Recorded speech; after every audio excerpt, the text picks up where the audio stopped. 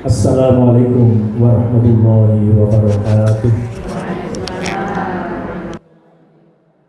Innal hamdalillah nahmaduhu wa nasta'inuhu wa nastaghfiruh wa na'udzu billahi min syururi anfusina wa min sayyiati a'malina. May yahdihillahu fala mudhillalah wa may yudlil fala hadiyalah. Asyhadu an la ilaha illallah wahdahu la syarikalah wa asyhadu anna Muhammadan abduhu wa rasuluhu la nabiyya ba'dah. Allahumma salli wa sallim wa barik ala nabiyyina Muhammad wa ala alihi wa ashabihi ajma'in, amma ba'du. Ma'asyiral muslimin rahimakumullah. Ibu-ibu Aisyah ini ya, Muhammadiyah cabang Karangpilang ya, yang kami muliakan, dan khususon Sohibul Bait Bapak Suspriyanto beserta ibu dan sekeluarga. Marilah pada kesempatan ini tidak lupa kita bersyukur kepada Allah Subhanahu wa Ta'ala, karena hanya dengan karunia Allah semata yang berupa hidayah dan taufiknya pada siang ini kita bisa bertemu, yang insya Allah ini adalah majelis yang mubarakah, karena majelis ini adalah majelis ilmu. Jamaah sekalian, pada hari ini kita masih di dalam bulan Muharram, bulan pertama di dalam tahun Islam. Jamaah sekalian, kalau kita di dalam tahun baru itu biasanya ya, itu berseliweran ya di WA kita ya. Ada doa tahun baru ya, ada doa tahun baru. Entah redaksinya itu berbeda-beda, saya lihat itu ya. Saya juga tidak ada yang hafal ya. Coba ibu-ibu sekalian, adakah disyariatkan doa tahun baru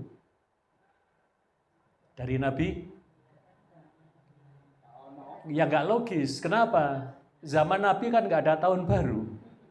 Nggih. Karena ditetapkan tahun baru itu kan zaman Khalifah Umar Ibnul Khattab. Akan tetapi ibu-ibu sekalian, 12 bulannya itu sudah ada. Nama-nama bulan Hijriyah itu sudah kuno, nama-namanya ya 12 itu. Makanya lahirnya Nabi bulan apa itu? Rabiul Awal. Nama-nama bulan sudah ada. Tapi hitungan tahun yang belum ada. Maka lahirnya Nabi adalah tahun gajah. Kan ngerti nggih? Belum ada kan tahunnya berapa? Kan tahun gajah, begitu aja ya. Seperti kalau lahir kita yang seumuran saya itu mari meledose Gunung Semeru gitu ya. Barangkali kan diantaranya itulah ya peristiwa-peristiwa yang dijadikan patokan tahun. Tapi kalau Masehinya ada. Kalau Nabi dilahirkan tahun berapa untuk Masehinya? Tahun 571, berarti abad ke-6 Masehi. Dan Islam belum mempunyai hitungan tahun. Jamaah sekalian, sedangkan 12 bulannya itu sudah mulai diciptakannya langit dan bumi. Di dalam surat At-Taubah ayat 36. Inna iddatash syuhuri indallahi 12 syahran fi kitabillahi yauma khalaqas samawati wal ardo minha arba'atun hurum. Inna iddatash syuhur, sesungguhnya hitungan bulan indallahi di sisi Allah itu 12 syahran. Itu ada berapa? 12 bulan. Fi kitabillah, yang sudah dalam ketetapan Allah, yauma khalaqas samawati wal ardo, sejak diciptakannya langit dan bumi. Jadi ada hitungan 12 bulan Itu yang mulai diciptakannya langit dan bumi. Minha arba'atun hurum, di antara yang 12 bulan itu ada 4 yang hurum. Ada 4 bulan yang muharram. Yang 3 bulan itu ngumpul, yaitu Dzulqa'dah, Dzulhijjah di ujung tahun kalau hitungan kita. Kemudian baru Muharram di awal tahun. Ini ngumpul yang 3. Kemudian di tengah-tengah ada Rajab. Itu adalah arba'atun hurum. Kalau orang Islam hafal semua ibu-ibu ya. Untuk hitungan 12 bulan itu ya. Yang pertama adalah kemudian Safar, kemudian Rabiul Awal, kemudian Rabiul Tsani, kemudian Jumadil Awal atau Jumadal Ula, kemudian Jumadal Tsani, kemudian Rajab, Sya'ban, Ramadan, Syawal, Dzulqa'dah, Dzulhijjah. Jamaah sekalian, ditetapkannya Muharram itu adalah berdasarkan rapat. Jadi dijadikan Islam belum mempunyai hitungan tahun. Maka kemudian ketika Khalifah Umar bin Khattab itu menginginkan ya bahwa kita umat Islam itu mempunyai hitungan tahun. Tapi yang dijadikan momen yang dijadikan patokan untuk bulan tahun baru itu apa? Tahun satunya itu mulai kapan? Maka kemudian dalam rapat itu ada yang mengusulkan lahirnya Rasulullah, yaitu Rabiul Awal. Diusulkan bahwa tahun baru itu dimulai dari Rabiul Awal. Itu rapatnya begitu ya. Tapi kemudian setelah dipertimbangkan banyak yang tidak setuju. Kenapa? Nanti kan mengkultuskan Rasulullah, yaitu lahirnya Rasulullah. Selain itu, bulan itu juga bulan wafatnya Rasulullah. Lah nanti mestinya itu adalah hari wafatnya, ya kan? Kemudian dijadikan momen tahun baru, tidak disetujui. Kemudian juga disebutkan momen-momen yang lain tidak disetujui. Kemudian yang disetujui adalah momen hijrahnya Rasulullah dari Mekah ke Madinah, yaitu bulan Muharram. Dan itu adalah suatu awal daripada kemenangan umat Islam, termasuk Futuhul Makkah itu dimulai dari hijrahnya Rasulullah ke Madinah. Kemudian dalam rapat tadi juga muncul dijadikannya bulan pertama itu adalah ketika turunnya Al-Qur'an, yaitu bulan Ramadan, juga tidak disetujui. Kenapa? Memang awal turun Al-Qur'an itu ibaratnya belum merdeka. Umat Islam masih dalam tekanan-tekanan orang-orang kafir, maka itu tidak dijadikan momen. Tapi kalau hijrahnya Nabi ke Madinah itu adalah momen awal daripada kemenangan, termasuk kemudian Futuhul Makkah, yaitu ditaklukkannya kota Makkah. Bapak Ibu sekalian, keistimewaan yang ada di dalam bulan Muharram ya, diantaranya ya memang Muharram sendiri adalah bulan suci di antara bulan yang 4 yang disucikan. Muharram itu bulan yang dimuliakan atau bulan yang disucikan. Kemudian dalam hadis yang lain itu bulan Muharram itu disebut dengan Syahrullah, yaitu bulan Allah. Ini diantara keistimewaan daripada bulan Muharram. Kemudian jamaah sekalian, di antara dari keistimewaannya itu ada puasa di dalam bulan Ramadan, yaitu puasa Asyura. puasa Asyura, kapan kita puasanya untuk tahun ini? 1444 kemarin. Kok 1444? Sudah masuk 1445 kita puasa hari Jumat. Berarti sudah lewat ya. Tapi ini masih bulan Muharram. Saya tidak mengira kalau pengajian ini temanya adalah keistimewaan bulan Muharram ya. Saya mau membicarakan tentang ini sebetulnya. Islam berkemajuan itu bagaimana ya diterapkan untuk ibu-ibu. Tapi tidak apa-apa, dibawa ke sana nanti ya. Artinya apa, ibu-ibu sekalian, bahwa kita ini dengan momen Muharram hendaknya kita ini memulai hidup ya, berorganisasi ya. Kita ini hendaklah hidup dengan berkemajuan. Ini penting sekali jamaah sekalian ya. Kemudian kita masih ke bulan Muharram dulu ya. Sebetulnya jamaah sekalian, puasa tanggal 10 itu sudah diawali mulai zaman jahiliyah. Jadi orang-orang jahiliyah pun juga puasa apa? Asyura, tanggal 10 Muharram. Dan itu dilanjutkan sampai Nabi itu hijrah ke Madinah, itu juga masih puasa Asyura.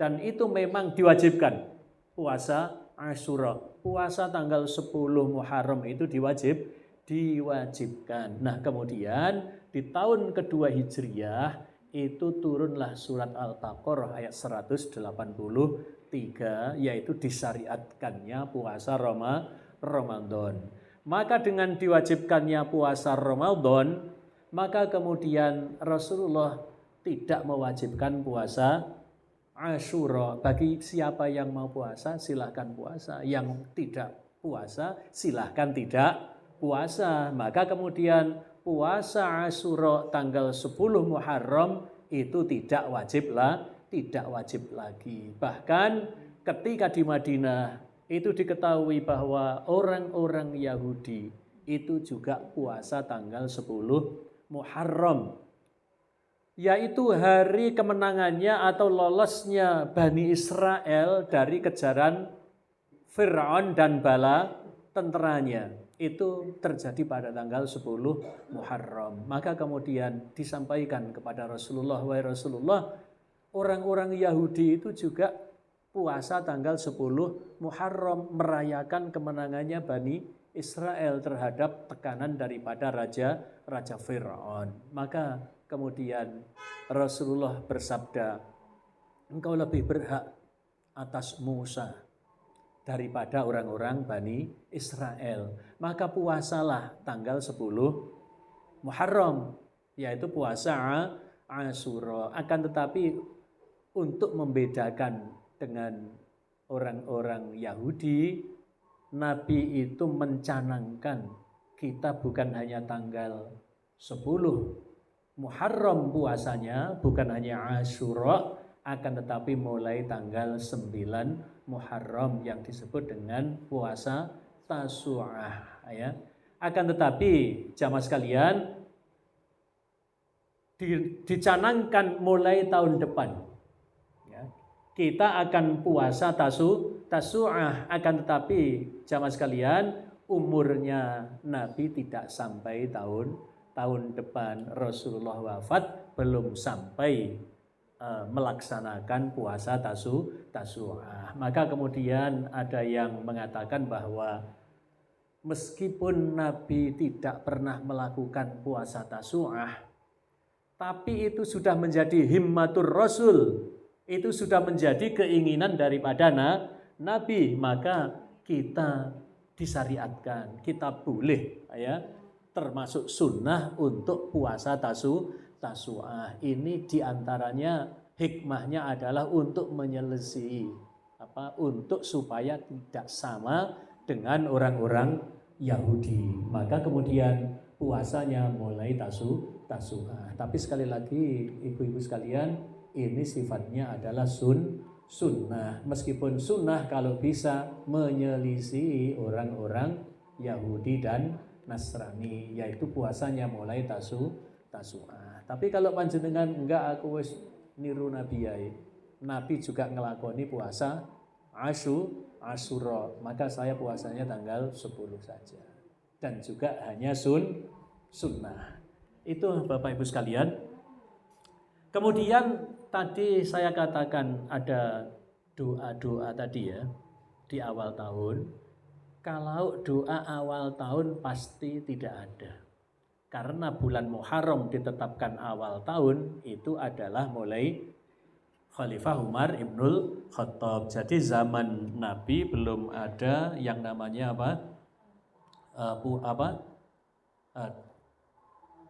awal tahun daripada tahun Hijriah.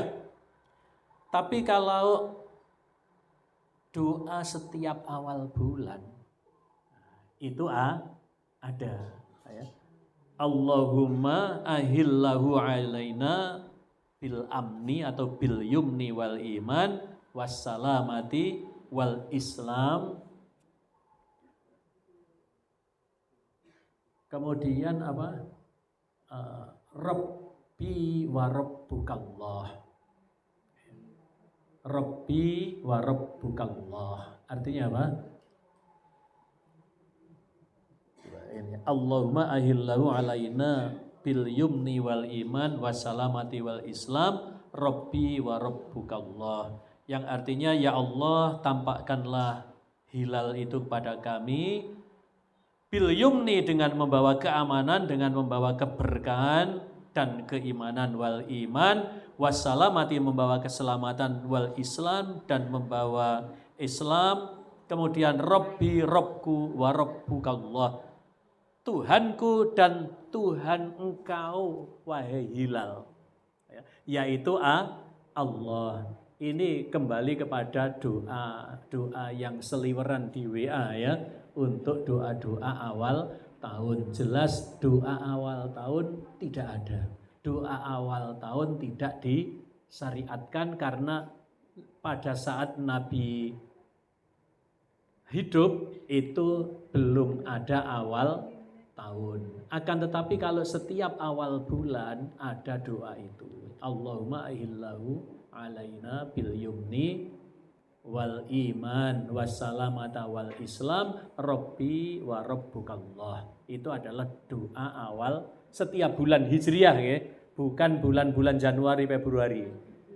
Bedanya kalau bulan Januari Februari itu adalah berdasarkan perputaran matahari. Tapi kalau bulan Hijriyah itu adalah Qamariyah, yaitu berdasarkan putaran daripada bulan. Maka jamaah sekalian, kalau bulan-bulan Masehi yaitu Syamsiyah itu gantinya hari itu adalah jam 00. Sedangkan gantinya hari bulan Hijriyah itu adalah tenggelamnya matahari. Jadi begitu maghrib kita itu sudah masuk hari besoknya. Jadi kalau hari ini hari Kamis misalnya ya, begitu maghrib setelah masuk maghrib itu namanya hari Jumat. Maka amalan-amalan hari Jumat itu mulainya adalah maghrib malam Jumat. Misalnya membaca surat Al-Kahfi itu adalah malam Jumat atau hari Jumat. Membaca surat Al-Kahfi. Jadi membacanya baik malam ataupun siang, namanya hari Jumat, baik malamnya atau siangnya. Kalau dicicil bagaimana? Enggak apa-apa.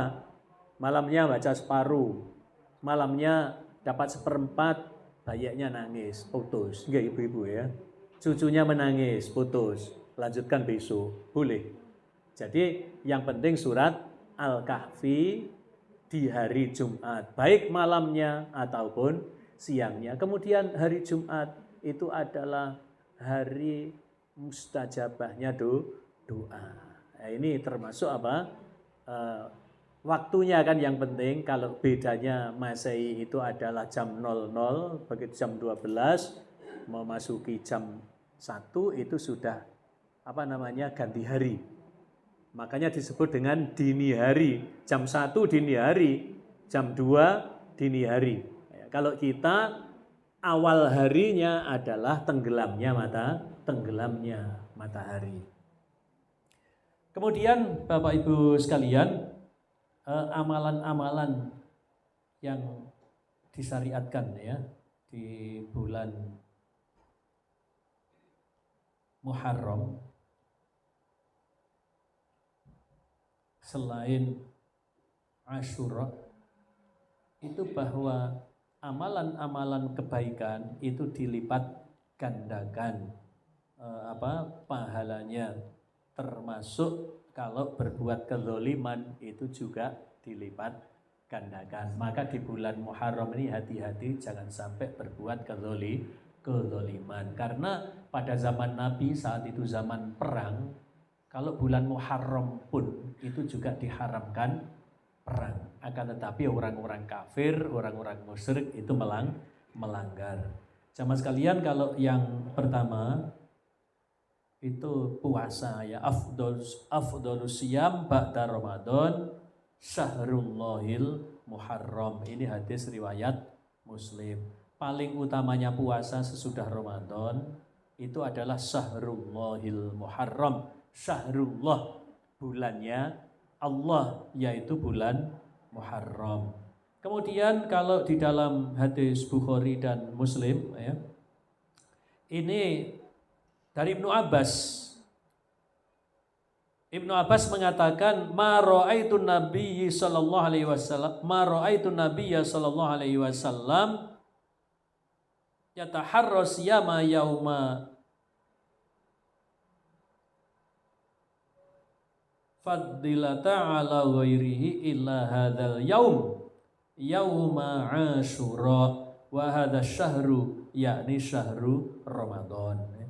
Nabi bersabda, saya tidak pernah Ibnu Abbas mengatakan, saya tidak pernah melihat Nabi Sallallahu Alaihi Wasallam memilih satu hari untuk puasa yang lebih beliau unggulkan daripada yang lainnya kecuali puasa hari Asyura dan puasa bulan Ramadan. Hadis riwayat Bukhari dan Muslim. Kemudian dari Abu Musa al-Asy'ari radhiyallahu anhu, beliau mengatakan, kana yauma Asyura ta'addahul yahuda 'aidan. Qala an-nabi sallallahu alaihi wasallam fasumuhu antum.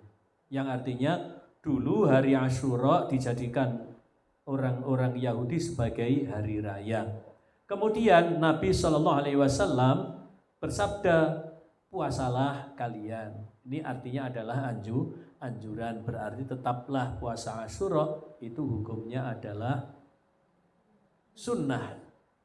Dari Abu Qatadah Al-Ansori, beliau mengatakan, su'ila an saumi yauma Asyura faqala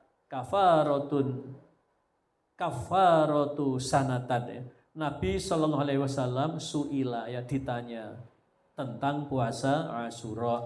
Kemudian beliau menjawab, puasa Asyura itu adalah kafaratun, yaitu menjadi penebus dosa sanatan 1 tahun, yaitu 1 tahun yang lewat. Tapi kalau puasa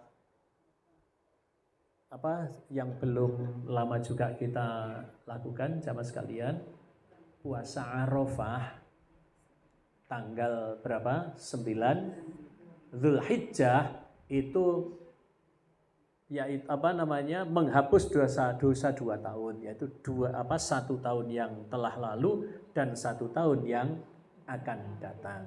Nah, itu tanggal berapa? 9 Dzulhijjah. Yang tanggal 10 Muharram itu menghapuskan dosa 1 tahun yang lalu. Bapak Ibu sekalian, yang demikian ini sebetulnya adalah motivasi supaya kita ini menjalankan sunnah-sunnah, menjalankan kebaikan. Kemudian ada yang berpikir secara matematis, wah kalau sudah diampuni dosa-dosa yang akan datang, ya 1 tahun yang lalu diampuni, 1 tahun yang akan datang sudah diampuni, maka kemudian wis gak sholat wis diampuni kok.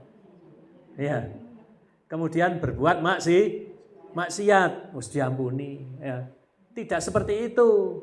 Ya. Ini maksudnya adalah untuk memberikan motivasi bahwa hikmah daripada menjalankan sunnah puasa tadi itu adalah menghapuskan dosa. Jamaah sekalian, menghapuskan dosa itu adalah dengan jalan beramal soleh.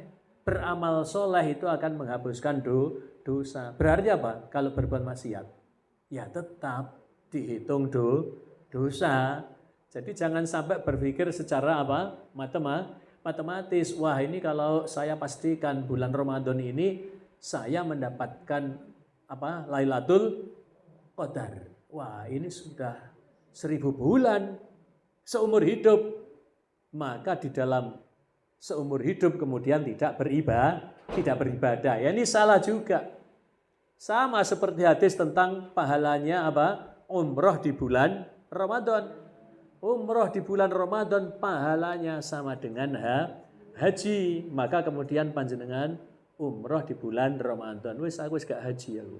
Aku dapat pahalanya haji. Lah itu keliru. Ya kenapa? Meskipun sudah umroh yang pahalanya sebesar pahalanya haji, kalau belum haji itu belum menggugurkan kewajiban haji selama dia mampu. Jadi dia masih wajib haji meskipun dia sudah umroh di bulan Ramadan. Lah ini artinya hadis-hadis tentang motivasi supaya kita ini apa? Menjalankan fadilah itu ya. Kemudian jamaah sekalian tentang amalan-amalan ya selain ini ya. Selain Asyura apa yang kita dapatkan ya.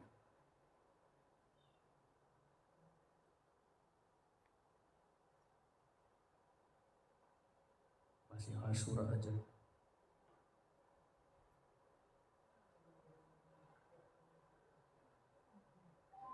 Ya untuk keistimewaannya tadi ya. Keistimewaan bulan Muharram dilipat gandakannya pahala. Kemudian terdapat Asyura, kemudian bulan para nabi jamaah sekalian ya. Bulan Muharram disebut sebagai bulannya para nabi karena sejumlah peristiwa bersejarah terjadi di dalam bulan Muharram, utamanya peristiwa yang berkaitan dengan mukjizat para nabi. Di antaranya adalah diterimanya taubat Nabi Adam alaihissalam setelah diturunkan dari surga. Doanya bagaimana jamaah sekalian?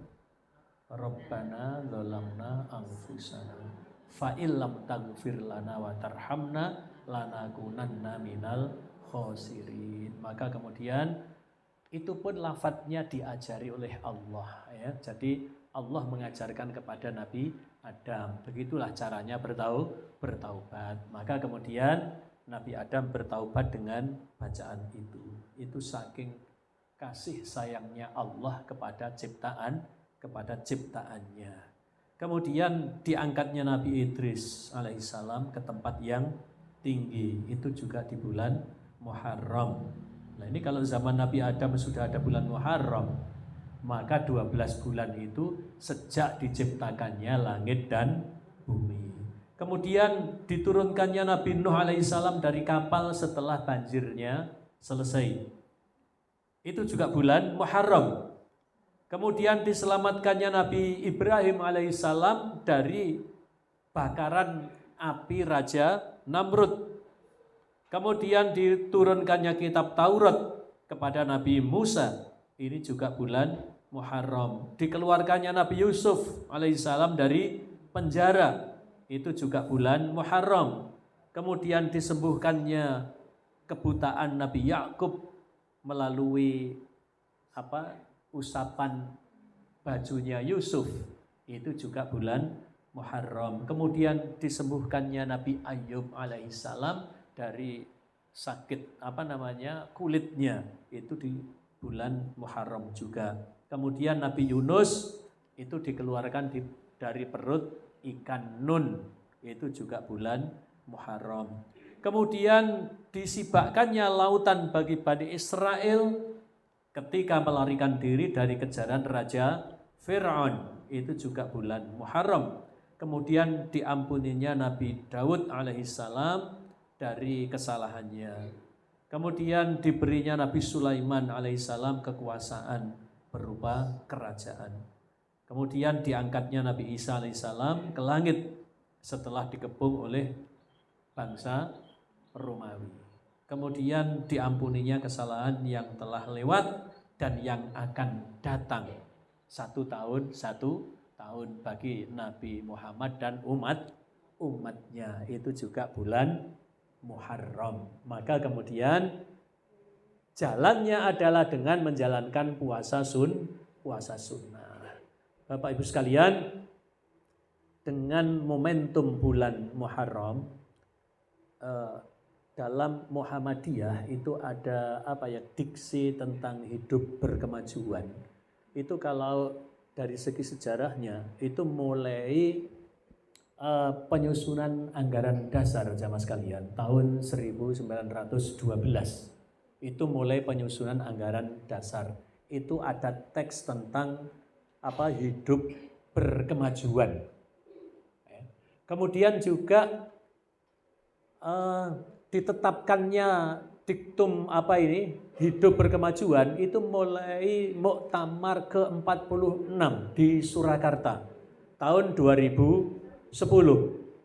Itu dirumuskan tentang hidup berkemajuan. Bapak Ibu sekalian, hidup berkemajuan itu landasannya yang pertama adalah akidah. Coba Bapak Ibu sekalian, zaman orang itu belum berakidah, sebetulnya mereka mencari Tuhan nomor mboten. Mereka mencari Tuhan. Jadi meskipun zaman purba orang itu akan mencari Tuhan, meskipun zaman itu belum maju, maka orang itu sebetulnya karena orang itu yang menciptakan adalah Allah, maka sebetulnya tidak bisa orang itu lepas daripada Allah, meskipun komunis pun, maka sebetulnya dia itu mencari Tuhan sebetulnya.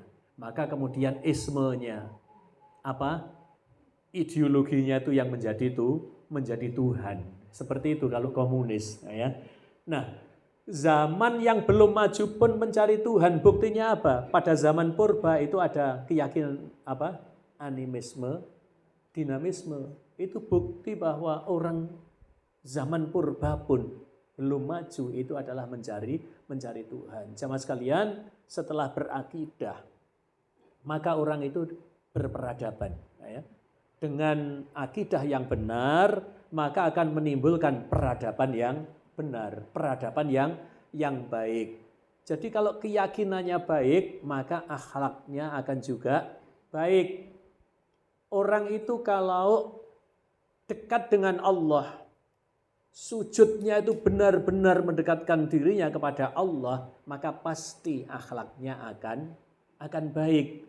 Itulah hidup berkemajuan itu yang pertama landasannya adalah akidah yang benar. Jadi peradabannya akan baik, akan maju apabila akidahnya baik. Coba Bapak Ibu, orang itu kalau tidak dekat dengan Tuhan, maka akan bebas nilai apa tidak?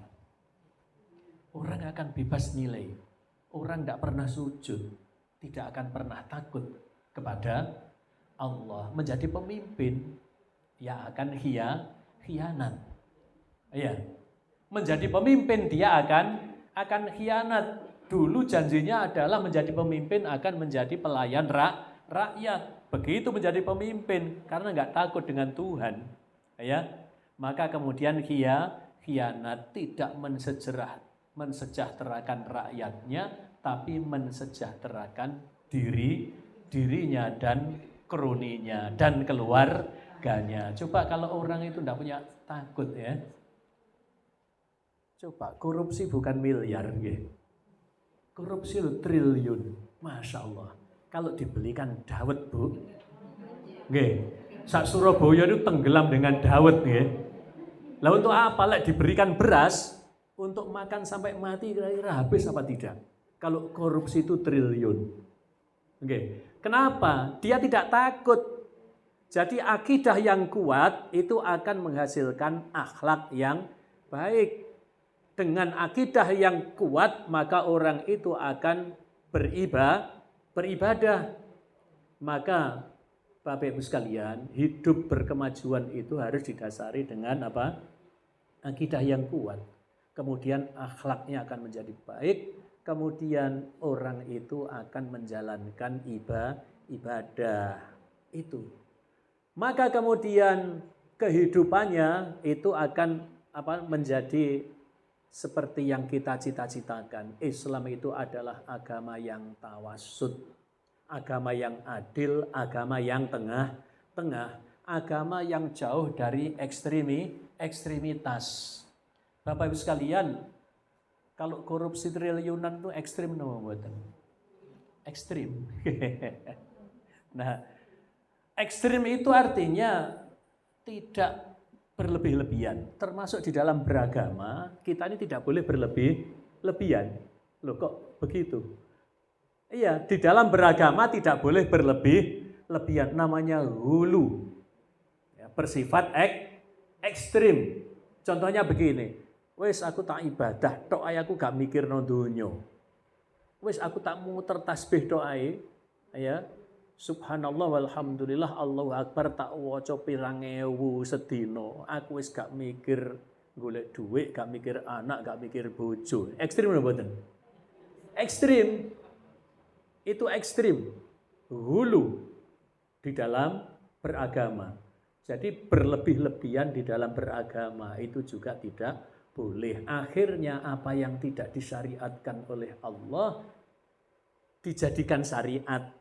Lah itulah dalam hasanah kita disebut dengan apa? Bid'ah. Itu hulu. Karena hulu maka kemudian berbuat bid'ah. Apa-apa yang tidak disyariatkan maka dijalankan. Dan itu atas nama agama. Ya ini, tapi kalau ini dibicarakan di khalayak umum, ngomong bid'ah itu keras banget ya, karena kadung istilah bid'ah itu menyakitkan karena banyak orang yang suka bid'ah. Jadi kalau kita ini kembali kepada sunnah yang murni ya, katanya itu adalah radikal. Ya, itu katanya adalah ekstremis ya, padahal yang ekstremis itu yang ngarang-ngarang ibadah itu kan ya. Nah, jamaah sekalian, ini betul ya, ada kata ulama ya. Sufyan Ats-Tsauri itu mengatakan al-bid'atu ahabbu ila syaiton minal maksiyah. Ya. Bid'ah itu lebih dicintai oleh setan daripada maksiat. Masya Allah ya. Bid'ah itu lebih dicintai oleh setan ya, daripada maksiat. Maksiat itu harus dicintai oleh setan ya. Tapi bid'ah itu lebih dicintai. Kenapa alasannya? Al-maksiyatu yutabu minha. Lek maksiat itu akan bertaubat darinya. Kenapa? Orang yang melakukan maksiat itu merasa, aku melakukan maksiat. Dia akan taubat. Tapi kalau wal bid'atu la yutabu minha, orang yang melakukan bid'ah itu tidak akan bertaubat darinya. Kenapa? Orang yang melakukan bid'ah itu merasa berbuat ketaatan, maka kemudian menjalankannya dengan khusyuk, ya, menjalankan dengan khusyuk padahal itu tidak disyariatkan. Tapi kadang-kadang kalau ini diingatkan, ini menyakitkan. Maka panjenengan kalau mengatakan hal ini jangan bid'ah istilahnya. Kadung istilah bid'ah itu menyakitkan. Panjenengan istilahnya ghairu masyru'. Sama saja ya sebetulnya ya. Ghairu masyru', tidak disyariatkan. Ya sama saja sebetulnya. Tapi kadung istilah bid'ah itu menyakitkan. Iya, enggak enak. Kenapa? Karena syarrul umur muhdatsatuha itu tadi, ya. Nah, itu sejelek-jelek perkara itu adalah muhdatsatuha wa kullu bid'atin dhalalah. Wa kullu dhalalatin finnar, menyakitkan ya. Memang setiap bid'ah itu adalah sesat dan setiap yang sesat itu akan masuk neraka. Lha iku dudu ibadah wong Islam kok dilakoni, iku bid'ah. Aku lak ning neraka. Tapi mereka alasannya apa? Pokoknya niate wis ibadah kepada Allah meskipun tidak dicontohkan oleh Nabi.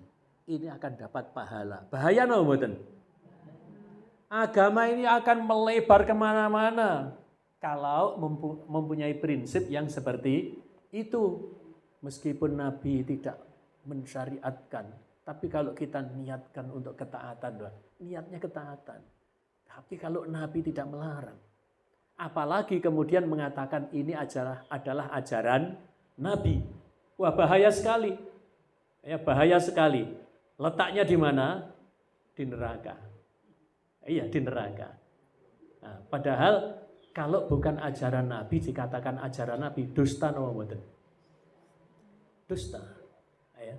Nabi mengatakan barang siapa yang berdusta atas namaku, mangkadzaba alayya muta'ammidan falyatabawa maq'adahu minan nar. Barang siapa yang berdusta atas namaku muta'ammidan dengan sengaja falyatabawa maq'adahu minan nar, maka silahkan menempati tempatnya di neraka. Bahaya mboten?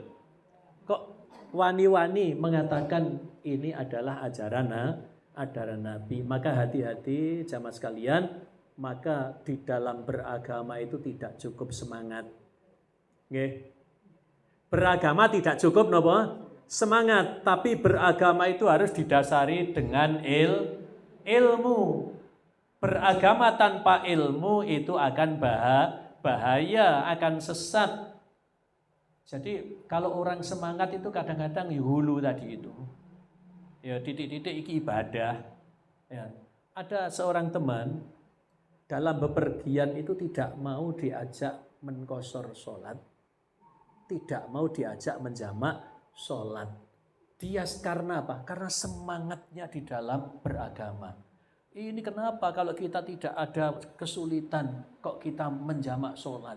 Kenapa kita ini kok mengkosor sholat? Jadi bepergian jauh, zuhur mandek sholat. Kemudian asar sholat maneh. Setelah lama diingatkan, enak endi? Sing diringkes ambek sing gak diringkes. Ya enak sing diringkes. Sampean merasa agak sulit apa enggak? Ya merasa. Loh Pak, saya ini perjalanan saya mudah. Dan saya di pepergian tidak mengalami kesulitan. Ngapain saya jamak? Ngapain saya kosor? Saya pergi ke Jakarta bukan jalan.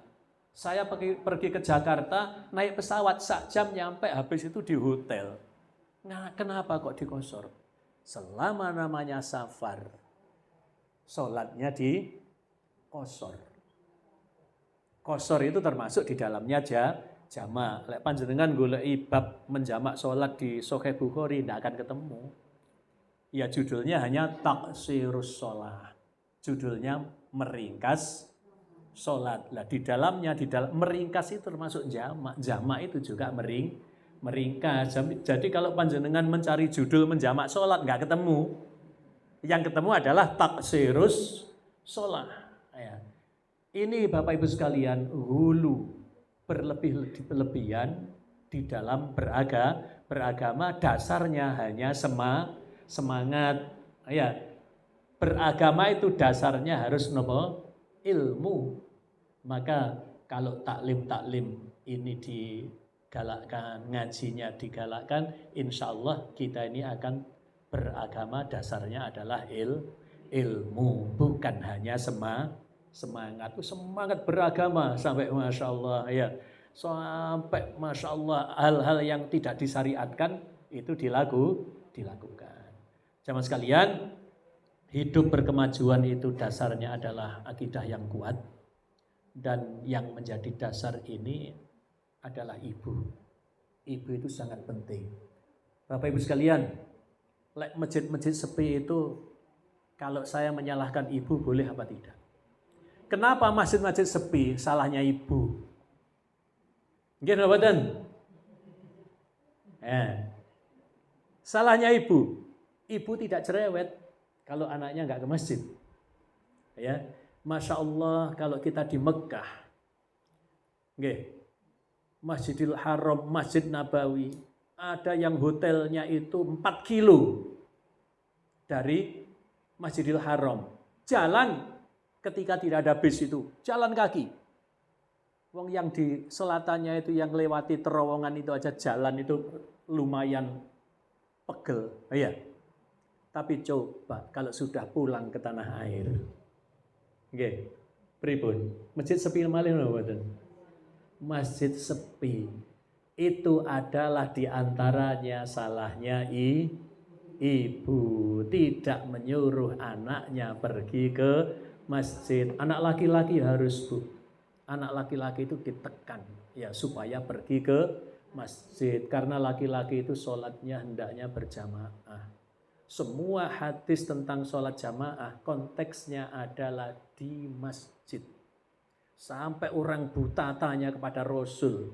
Ditanya, kamu dengar azan apa enggak? Mendengar wahai Rasul, pergi ke masjid. Artinya apa? Semua hadis tentang sholat jamaah konteksnya adalah di masjid. Maka Bapak Ibu sekalian, kalau misalnya panjenengan wis podo ae sholat jamaah ning omah. Ya gak podo. Bukan 27 derajat. Yang dimaksud pahalanya 27 derajat itu adalah jamaah di masjid. Lalai bapak ngimami istrinya, ngimami anaknya di rumahnya, bukan. Itu konteksnya bukan itu, ya. Maka ibu-ibu mohon supaya anaknya itu pergi ke masjid, ya. Masjid-masjid kita ini sepi. Semuanya, ya. Semuanya. Jarang masjid itu yang sholat subuhnya seperti sholat Jumat. Ya. Maka Bapak Ibu sekalian, lembaga paling kecil di masyarakat ini namanya apa? Rumah. Keluarga. Maka baiknya suatu masyarakat itu ya kuncinya di rumah, kuncinya di keluarga. Jadi kalau ingin jamaahnya banyak, masjidnya rame, ya berarti dari mana? Dari keluarga. Lah, kalau keluarganya enggak membimbing anaknya pergi ke masjid, ya masjidnya tetap sepi. Coba di pusat-pusat kota waktu Isya itu masih ramai apa tidak? Di situ ada pasar, ya, macam-macam. Orang itu banyak kan di sekitar masjid itu, tapi ketika ada kumandang azan, kemudian iqamah, ketok dilihat dari kejauhan, satu soft pun tidak penuh. Coba panjenengan pergi ke Sepanjang ada Masjid Baitur Rahman atau Baitur Rahim, Baitur Rahman ya. Yang Baitur Rahim itu ya. Nah, sekitar itu banyak manusia apa tidak? Banyak kan ya? Tapi begitu azan Isya panjenengan lihat berapa soft itu. Ya. Itu yang di pusat-pusat keramaian. Bisa dilihat. Ya. Meskipun Al-Falah yang lalu lalang di sekitarnya mesti lebih banyak daripada yang sholat. Ya. Apalagi Baitul Arqam. Sini omah-omah ya. Yang tetap duduk-duduk di rumah itu lebih banyak daripada yang ke masjid. Ya. Coba panjenengan mangke kalau umroh, panjenengan kalau haji, sawadate masjid parani nggih. Meskipun hotelnya jauh dari Masjidil Haram, ya. Lawang melakune terminal atau pemberhentian bis itu ya, kemudian melewati halamannya Masjidil Haram sampai masuk ke masjid itu sudah jauh, nggih mboten? Dibandingkan jalan raya ke Baitul Arqam, enggak ada bandingane. Jadi wong sing paling pinggir pergi ke Baitul Arqam dibandingkan orang ketika umroh pergi ke Masjidil Haram. Si adoh wong sing umroh kemudian jalan kaki ke Masjidil Haram. Nggih mboten? Tapi dilakoni ya. Salate mesti ke Masjidil Haram. Tapi lek wis mulih